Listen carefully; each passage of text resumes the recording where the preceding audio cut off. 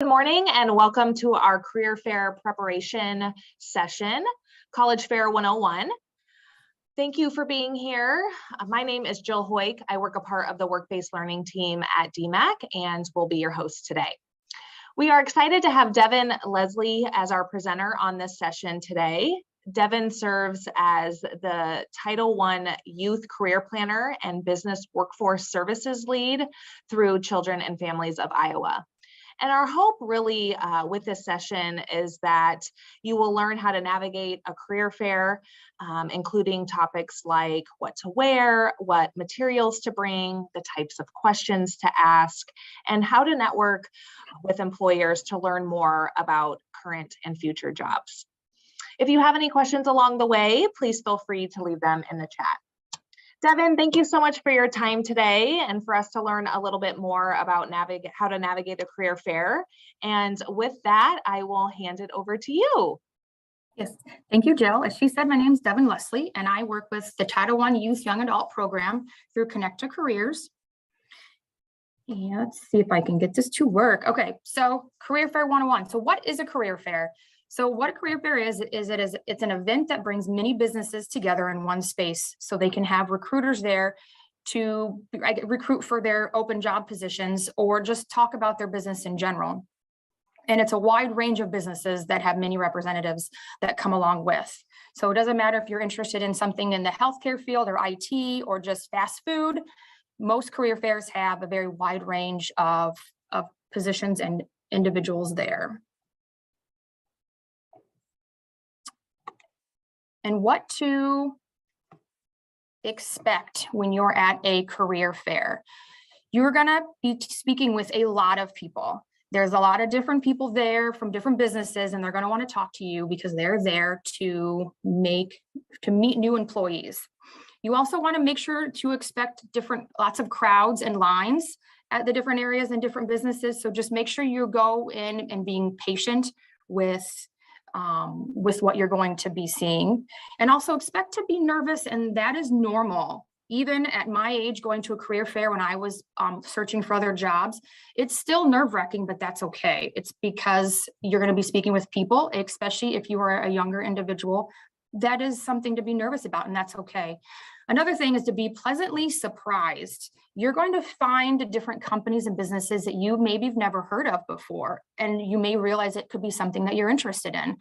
You're going to learn about job opportunities you never knew existed. So just make sure you have an open mind when going. And you're going to find different professions that you could see yourself enjoying that you didn't realize that you would enjoy. And also just different unique job openings.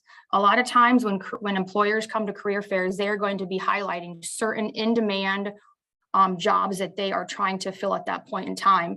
So keep that in mind as well. So why should you attend a career fair? It really can save you lots of time and energy. For those of you that have done the job application piece in the past, you know it is daunting and it takes a long time. So instead of submitting tons and tons of job applications and you're waiting for days to hear back from them, hoping you even hear back from them, you can go to a career fair and you can meet different companies face-to-face all in one place. Now, you probably will still have to fill out an application, but you're going to know at that point if you're interested in working with that place or not. So what are some of the benefits of a career fair? Make sure. Okay. So some of the benefits of a career fair is, again, you get to learn about local businesses that you may know of or you may not know of. You'll get to hear about different job openings, current job openings if you're looking for a position at that point in time, or getting ideas for the future. If you're younger, you're not quite ready to work, or you're not looking for anything until the summer, then you can learn about different opportunities that could be available when you're ready. And then also gaining knowledge in different specific career fields. People don't know what they don't know, meaning you're not going to understand or know all the different professions that are out there. And this is a way for you to go and learn about what is available in the world right now and in your area. And you also get a chance to practice professional interactions. Now, you'll be doing this the more and more as you get older, and it always is going to be challenging. But the younger you start doing that, the easier it becomes. So this is a really good place to practice those professional interactions. And then also networking. It's a big thing in the career field, because you never know who you're going to meet and who you might need later on in life. You might meet somebody and make a really good impression with someone at the career fair, and then a few months later you go and interview with someone, or you go to a certain situation and you see that same person and they were impressed by you, and that could really do wonders for you. So how to present yourself. You really are going to want to make sure that you dress professional. Now, I don't mean you have to come in a dress and high heels and a tuxedo, but you're going to want to wear what's called business casual. For guys, you're going to want to wear like what this individual in the picture is wearing, a button-up shirt, a tie. You don't have to wear a tie, but let's stay away from the sweatpants, from the holey jeans, from big baggy sweatshirts. You're going to want to make sure you look professional, because you want to make a good impression on the people that you're going to be meeting. And also have good hygiene. Make sure you smell nice. Don't overdo perfume or any smelly stuff, but just make sure you've showered, you've combed your hair, brushed your teeth. You're going to be talking to people. So good hygiene and dressing well is a definite must. And smile, be polite. These people are here because they want to meet future and potential employees, sorry. And so just smile and being polite, it's going to make a really good first impression. And making a memorable impression as well, but make sure it's in a positive light. If you go and you speak with an employer and you want to apply for one of their positions later on, and you email them and say, hey, I met you at this career fair and we spoke about this, this, and this. And if they remember you, that's really going to put you ahead of the game of everybody else that's applying for that position. And really, when you're there, remember that you are there because you have something to offer them. These employers are here because they are looking for employees for their business. And you are there because you have something to offer. So make sure you remember that when you go in, that the day when you go to your career fair, and that know that you are worthwhile, you will be a good employee. And so just keep that in mind, that you have something to offer, and make sure you share that. Big thing, make sure you ask questions. This could be questions about specific job openings that they have. It could be a very basic question like, what do you guys do? What are some of your main jobs? What are your entry-level positions? What are your jobs for someone who's in high school? Anything, I guess, about the company. And some of the really cool things to ask too that I think different recruiters enjoy is asking them about their personal beliefs on the company or why they work there. Asking, what does the day-to-day look like for someone in a certain job role? What's the company culture like? Why do you like working there? There's lots of different questions that you can ask that you can't usually ask when you are just filling out a resume or when you're looking online. So really use this as an opportunity to find out lots of different pieces of the company. Another thing you're going to want to make sure you do is an elevator pitch. I'm guessing a lot of you have heard about this in school, but an elevator pitch is a super important thing to have. And there's different ones to have, but an elevator pitch for a job fair is one that's going to be really short and sweet. It's like, here's some examples that I gave, and you can kind of make them your own depending on your situation. So introducing yourself, saying your name, maybe where you're at, and if you're in high school, what age you are, and what you're looking for, and then follow it up with what specific qualities are you looking for in a candidate. So I have some examples on here saying, hello, my name's Devin Leslie. I'm a junior in high school and I'm looking for summer employment in retail.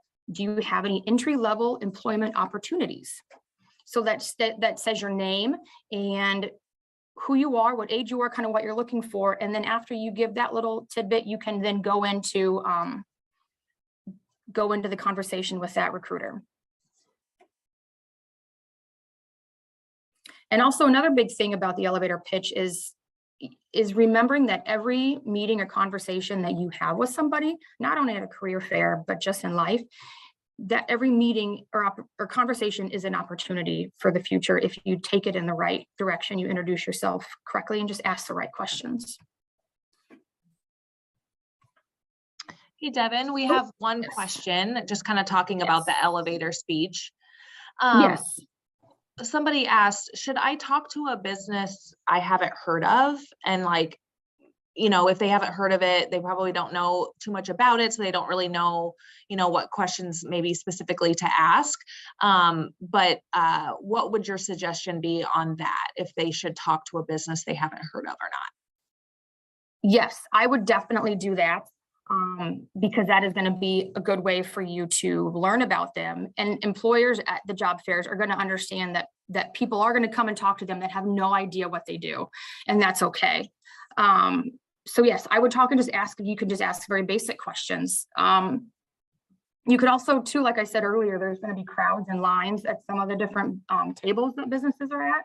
And so if you just kind of stand back and listen, you may get a really good idea of what the company does, because they're already going to be talking to other individuals. But along that line too, kind of leads right into my next point, that would help that, not knowing what the employer does, is if you can get a list of employers that are going to be there. Most career fairs that are happen, they will have a list of those employers, at least at some point a few weeks before the actual career fair happens. And then you can do some research on the different places. And that, getting a list of the employers or doing some research is is several fold, because you can decide which ones you want to speak with.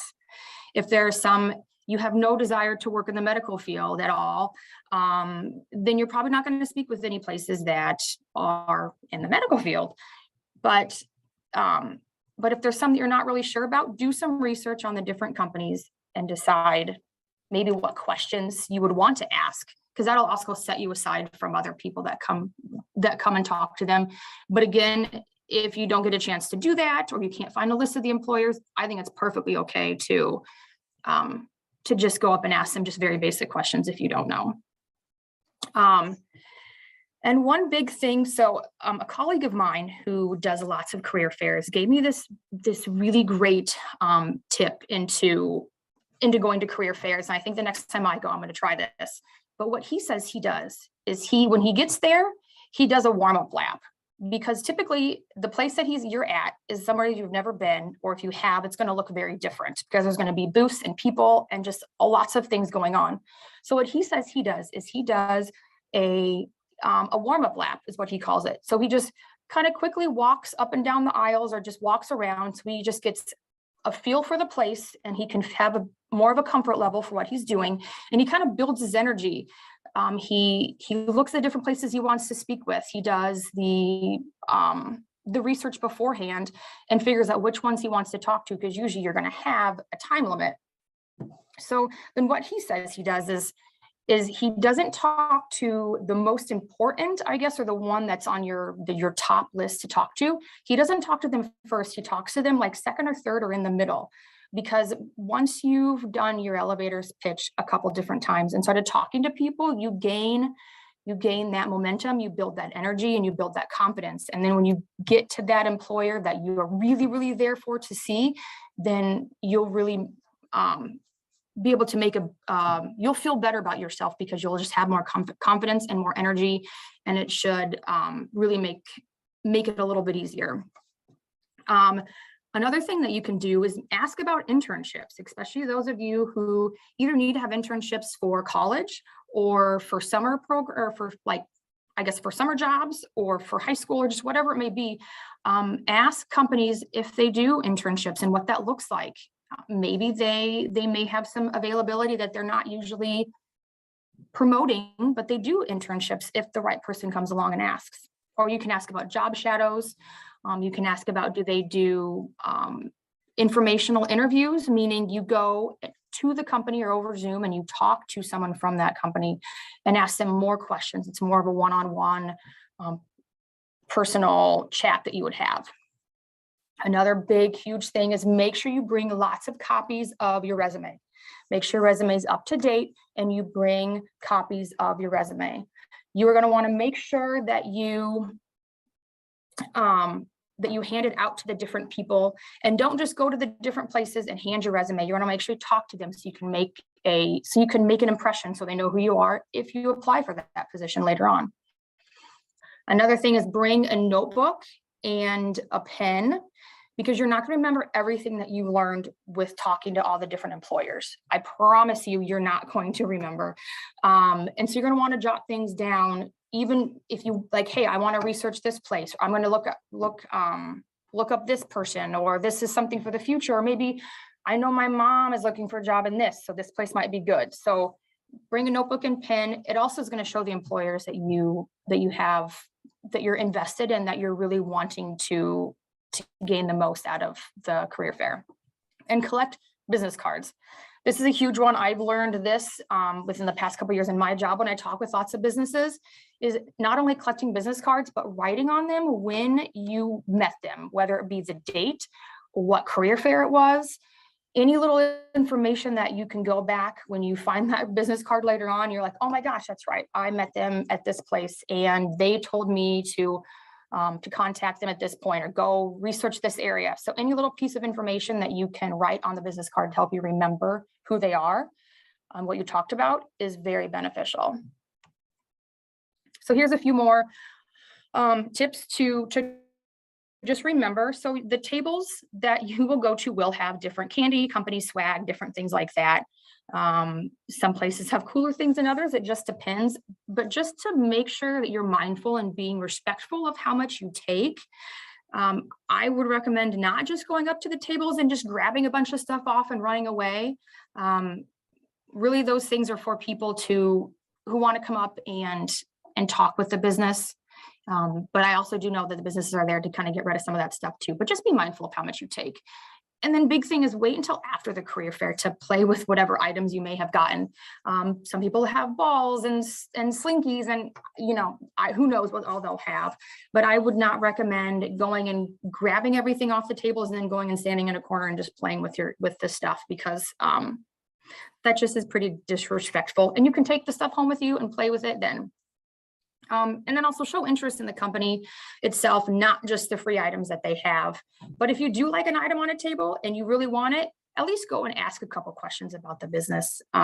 These people are here. This is their job. They're here typically all day long, and it's a long day for them too. So just make sure you just engage them at least a little bit. Again, it's going to practice your professional skills with other people.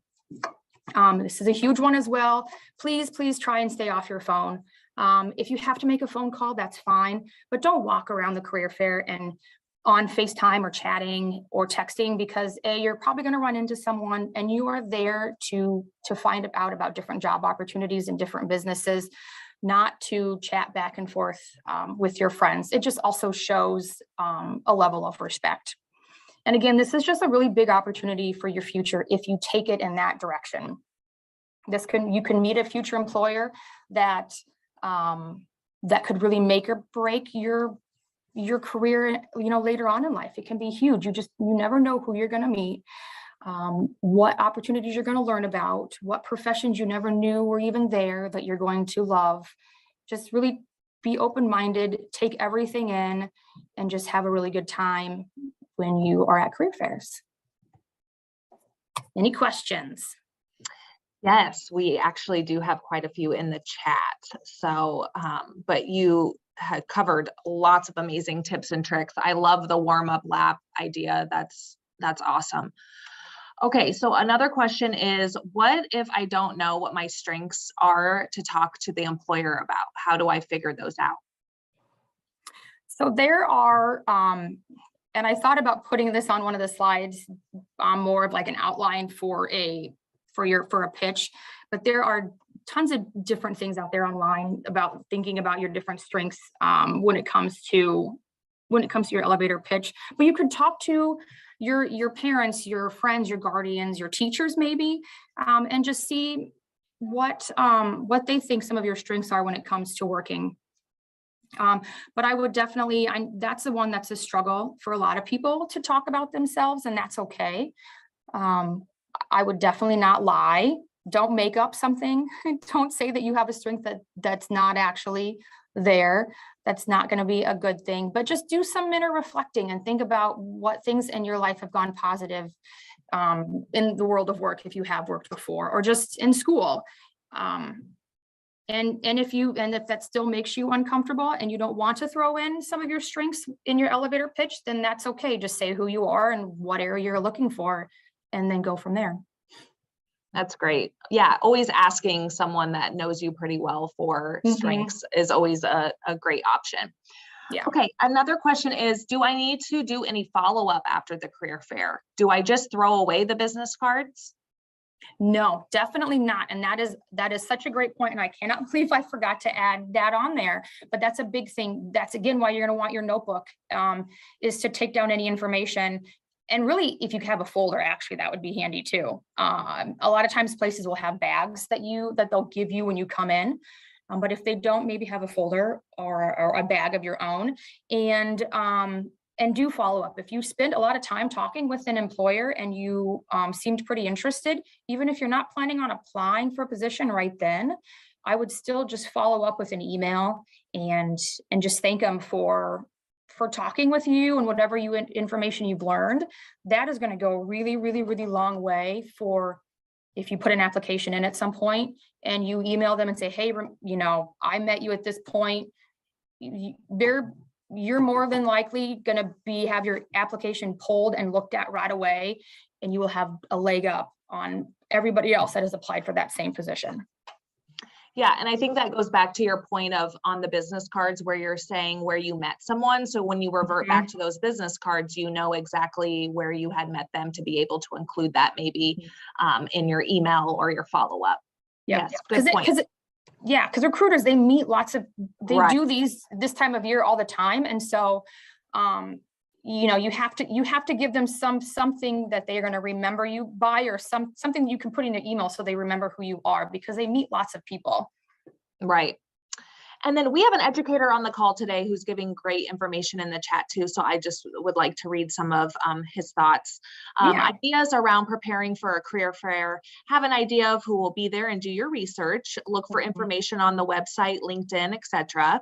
Then ask questions beyond the website. Get them to tell stories. How did you begin working for the company? What excites you about the work you're doing? What are the current challenges?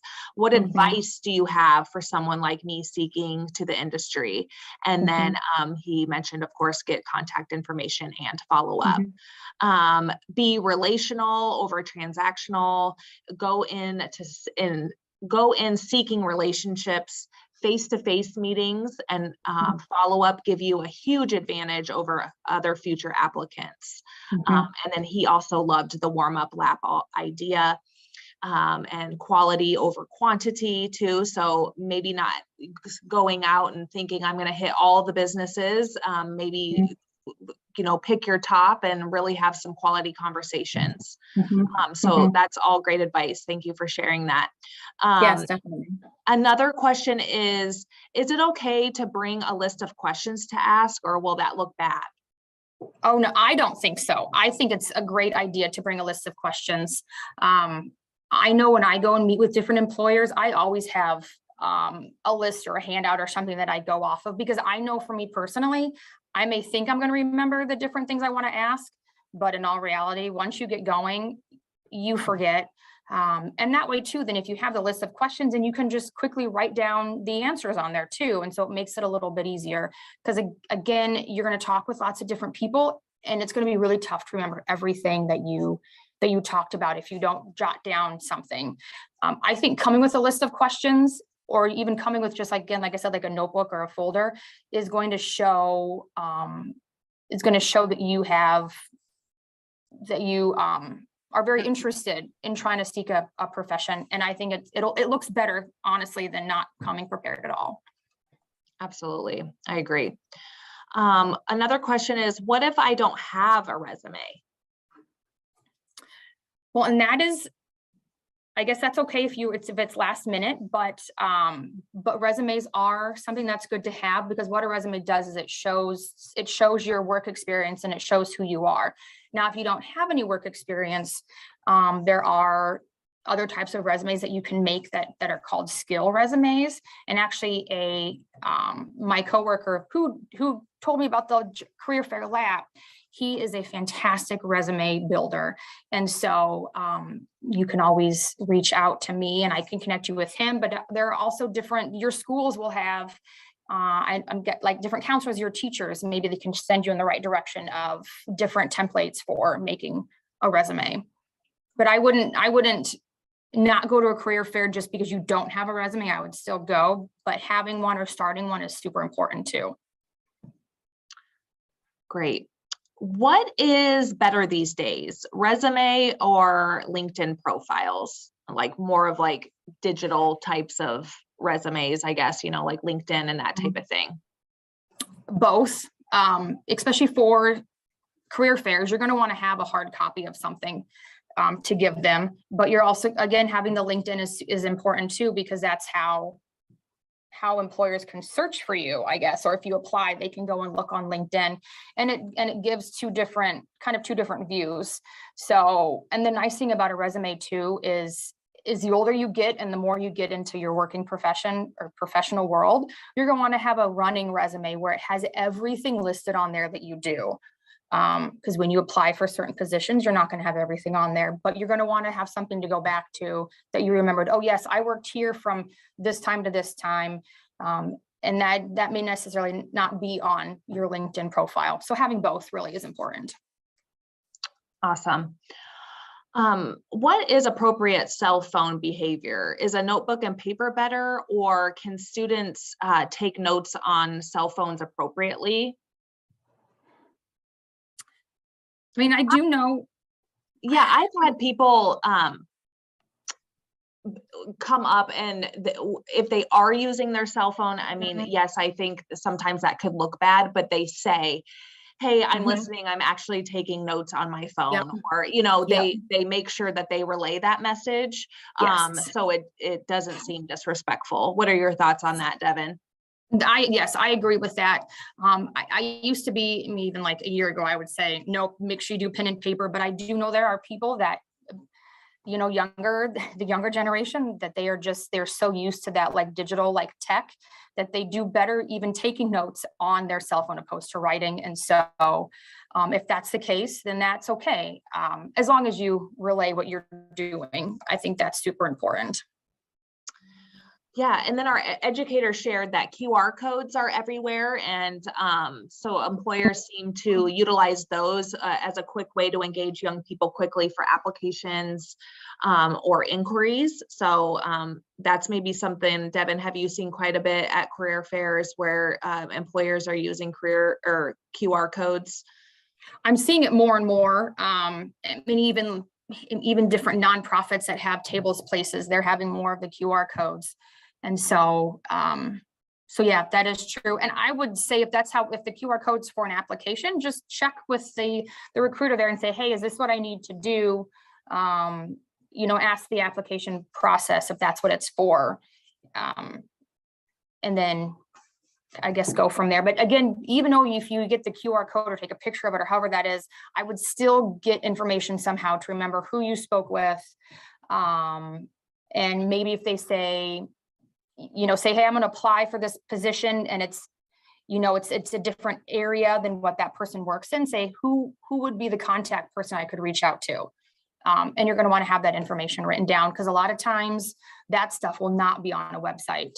Trying to find specific people in the specific fields or career paths of that industry is not always online. So you're going to want to ask those questions. Yes, absolutely. Another comment is Ken Coleman has great resources around finding your strengths and articulating those. And then another question, are there any phone apps that help organize business cards?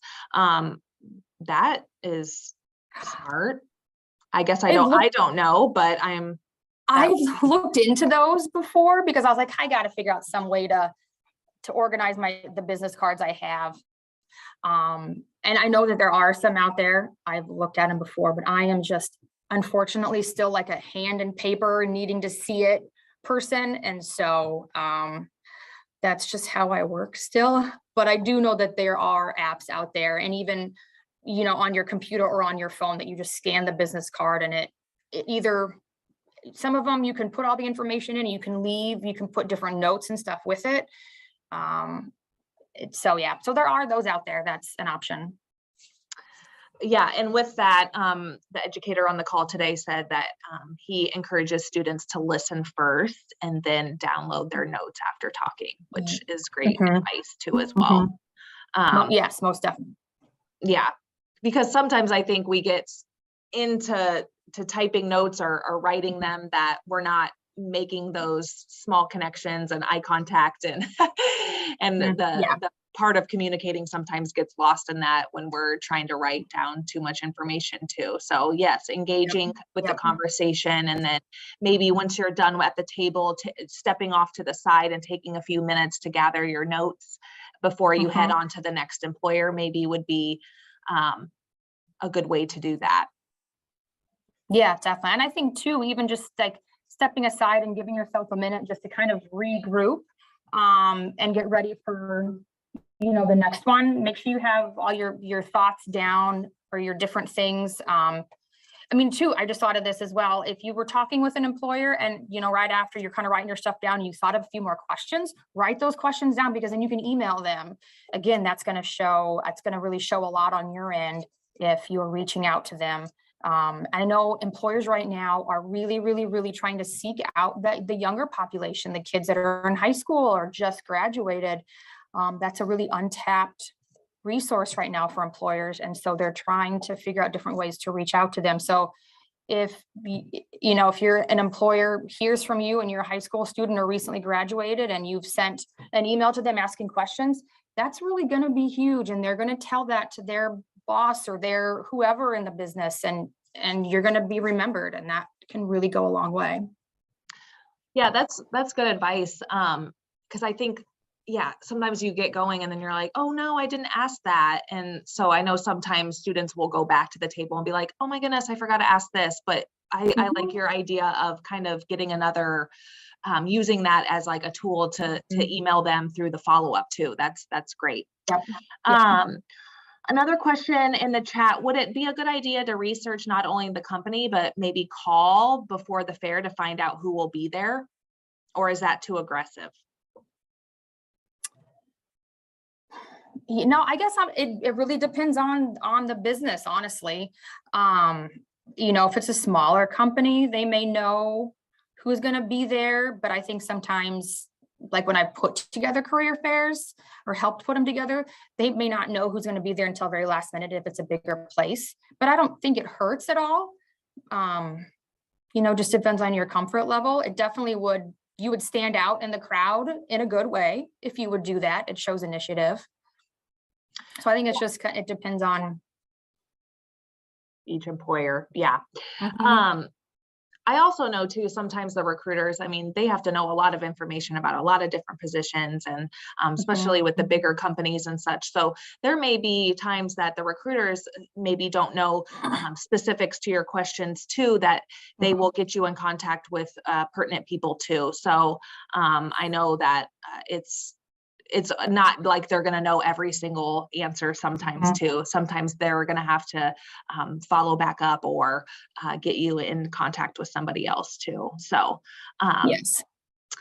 Awesome. Well, if anybody else has any last questions in the chat, we'll kind of wrap up here. But that was great information, Devin. A lot of tips and tricks. I like you telling people that it's okay to be nervous and that's normal. I think sometimes people shy away from experiences like this because they're not very good at just going up to a table and starting a conversation, especially if they don't know the business, right? Like, I don't even know if I'm going to be interested in this company. So that's scary. That it's okay to feel like that. And recruiters know that. Recruiters know that you may have never heard of their company, and a lot of them know that people have done their research too. So it's really kind of an experience on both ends too. But I like too that for students, you're there to find a connection and a match too as well. It's not just Yes. you trying to, put on a show for all these employers. It has to feel good for you too. And so Yep. I like that piece as well. Any other last thoughts, Devin, that you have? I think again, just like you said, the being nervous and never doing something like this before, and that is so normal. Even myself, I've been in the social work field. I've been talking to people for years and years, but that initial going up to someone and like starting that conversation is hard, and that's okay. It does get easier and easier, and so don't ever feel stupid. Again, I think that's why having that very brief elevator pitch is good, because you can have that down, and that's how you can start that conversation. So you're not like fumbling around. The recruiters will kind of know how to take that to the next step after you give just your little spiel. And it can be as little as information as just at least get the conversation started. And like you said, Jill, too, the recruiters have seen and talked to many people. So don't think that I can't go and talk to them if I don't know what this company is about, or if I'm not going to be interested. And that's okay. If you're not interested, if it's not something that's for you, that's fine. You still learn something. You learn that that's maybe not a place for you, and that's okay. And sometimes it's just a that's really good as opportunity. Valuable. Yeah, Exactly. valuable. Yep. It is. Awesome. Definitely. Well, thank you so much, Devin. This has Yes. been a wonderful and just lots of information to take in. And I know there's lots of career fairs always going on. And so this is great advice for students to take with them. So thank you again for your time. Yes. Thank you so much.